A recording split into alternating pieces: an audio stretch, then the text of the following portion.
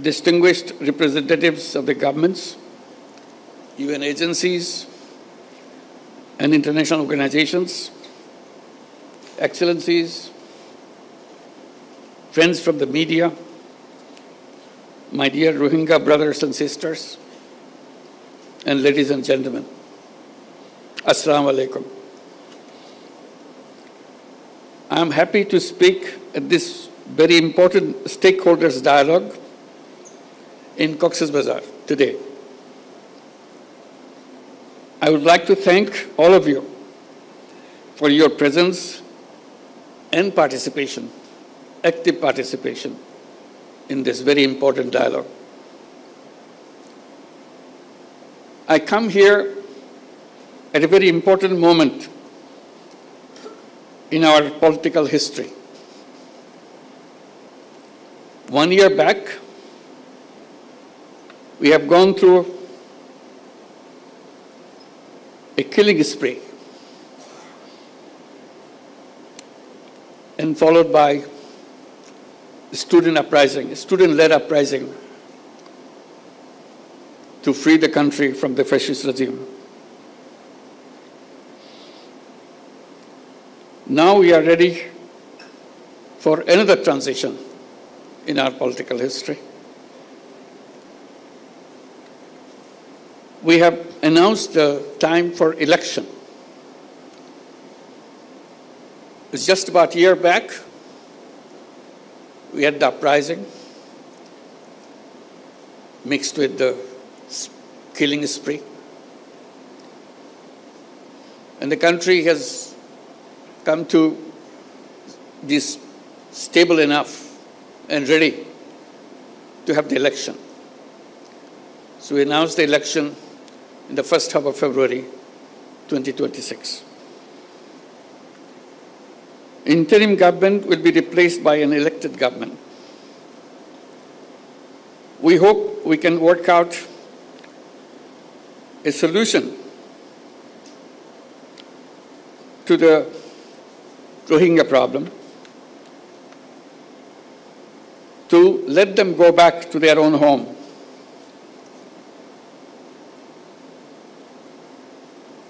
As a part of this transition process that we are going through,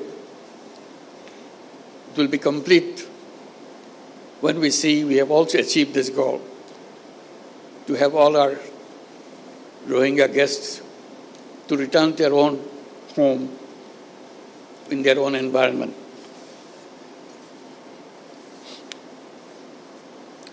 On the 8th Rohingya Genocide Remembrance Day, with a heavy heart, I draw your attention to the forced displacement of Rohingyas and their exodus to Bangladesh from Myanmar. In a spate of only a few weeks, in August 2017, around 800,000 Rohingyas crossed into Bangladesh. They came to Bangladesh to save their lives. Unfortunately, the barbaric attack and persecution still persists. Hence, we see fresh arrivals at our doorsteps every day.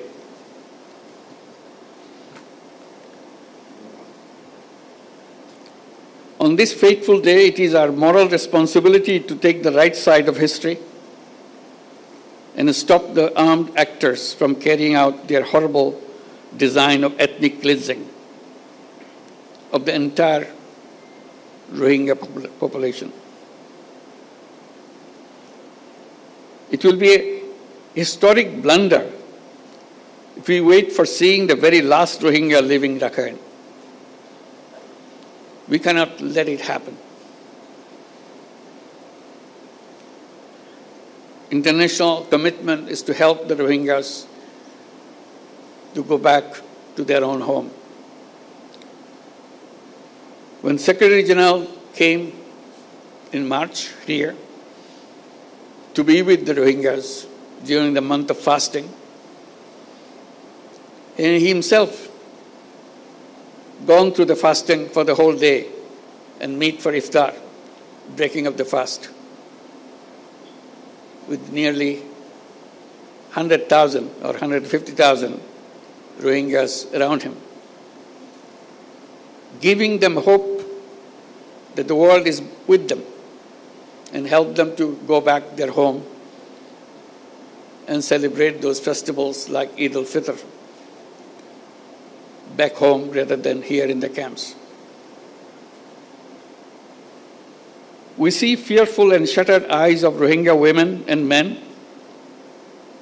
when they appear at our doorsteps with horrific stories.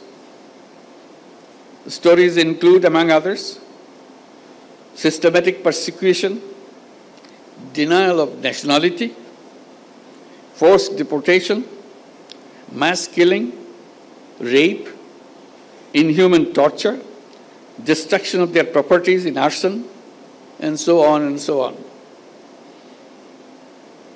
That is why in 2017, and even before that, Bangladesh opened its border to the Rohingya in a humanitarian gesture to save their lives despite resource and capacity constraints. This manifests our empathy and compassion towards fellow human beings during their gravest humanitarian crisis. We don't afford anymore to stand silent at the protracted situation of the Rohingyas. Hence, we urge upon the international community to undertake collective efforts to stop the Myanmar junta and the Arakan army from unleashing violence against Rohingya.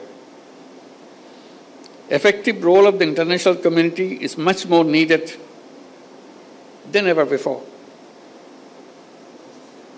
Excellencies and distinguished guests, I acknowledge the continued support, assistance, and solidarity of the donors, our partners, UN agencies, international organizations, and friends across the globe to the Rohingyas sheltered in Bangladesh. We greatly value your compassion and continued partnership for the Rohingyas. Your continued support will remain pivotal and exigent until they return home. Bangladesh now hosts 1.3 million forcibly displaced Rohingyas from Myanmar. That makes Cox's Bazar the largest refugee camp in the world. In addition, around 32,000 new babies are born each year in these camps. On the contrary, only less than 500,000 of them are living in Myanmar. This picture manifests that due to continued persecution, Rohingyas continue to leave Myanmar. During last 8 years, people of Bangladesh, in particular the host community here in Cox's Bazar, have been making tremendous sacrifices. The impact on our economy, resources, environment, and ecosystem, society, and governance have been huge. I thank our host community and the people of Bangladesh for their wholehearted support and enormous sacrifices for the Rohingyas.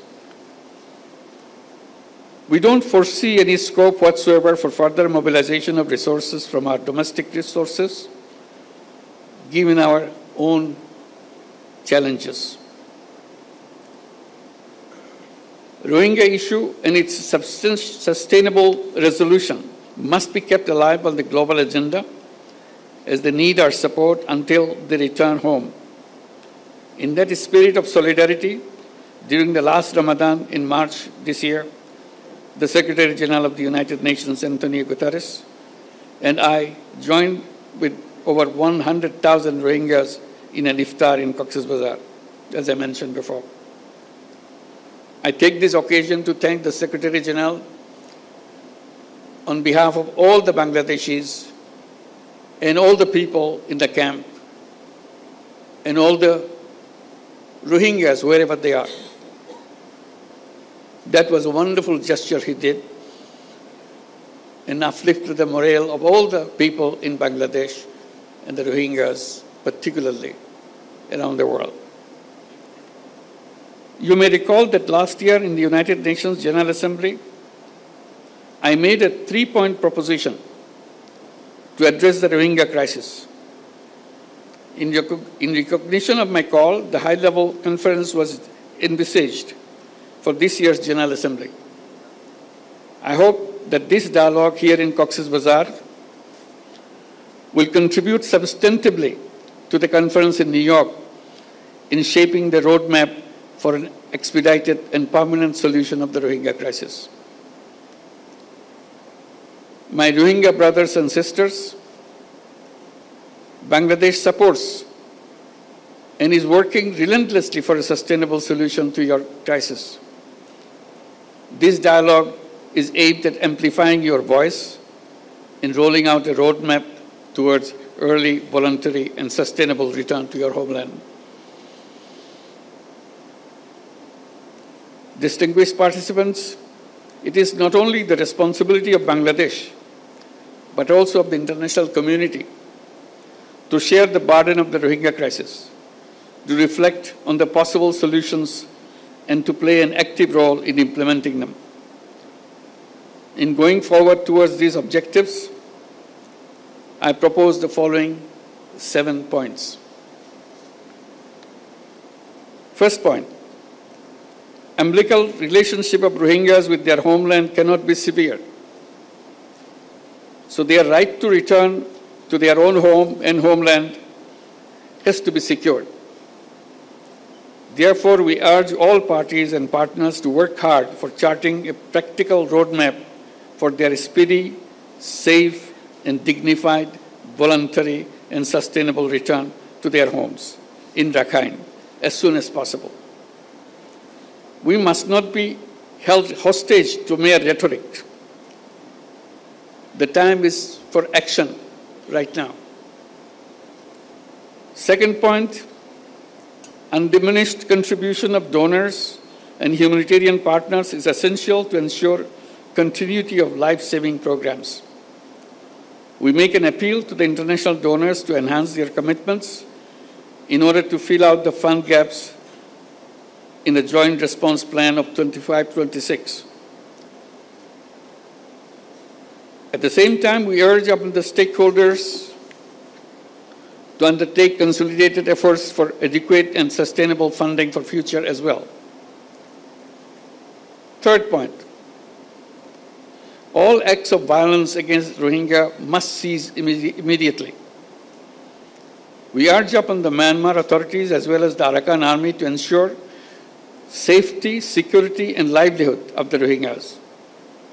They should make sure that no more Rohingyas enter into Bangladesh. At the same time, they must allow internally displaced persons from camps in central and northern Rakhine to return to their homes inside Myanmar as soon as possible. Fourth point, a platform for consultation or dialogue is exigent for commencing communication, reducing tension, ending conflict among the ethnic communities inside Myanmar. We urge upon Myanmar government and de facto authorities in Rakhine to constructively engage in dialogue with the Rohingyas to promote reconciliation among themselves, restore rights of the Rohingyas, and facilitate their speedy repatriation back to their homes. Fifth point, role of the international community, in particular ASEAN and countries in the neighborhood, is indispensable to create conducive environment in Rakhine. We all support all international efforts to this end, including ASEAN's 5-point consensus. We urge upon the international community to be more active in advancing peace, security, and stability in Rakhine and in the neighborhood. We need to address and combat transboundary organized crimes, including human and drug trafficking, smuggling of small arms, and criminal activities that impact peace, security, and stability. Sixth point, regional and international stakeholders must continue to stand resolutely against the heinous crime of ethnic cleansing. Towards that, we urge upon all to calibrate their relationship with Myanmar and Arakan Army and all parties to the conflict in order to promote an early resolution of the protracted crisis. Seventh and the final point, we urge upon the international community to add dynamism to the ongoing international accountability processes at the International Court of Justice, International Criminal Court, and elsewhere. We urge upon them to implement the provisional measures decided by ICJ, ensure justice and accountability, and put an end to the genocide and crimes against humanity. It is timely to reflect on realizing relevant aspects of restorative justice. Dear friends and partners, Rohingya crisis emanated from Myanmar, and the solution also lies in Myanmar. All parties must act to end the crisis with greater resolve without any further delay. Your solidarity with the Rohingyas' voice could be a beacon of hope for them in reversing their marginalization and persecution as the starting point of their return to their homeland. Let us all join our hands and pronounce our determination to contribute to the dignified return of the Rohingyas, ensuring justice and accountability. I thank you all. Assalamu alaikum.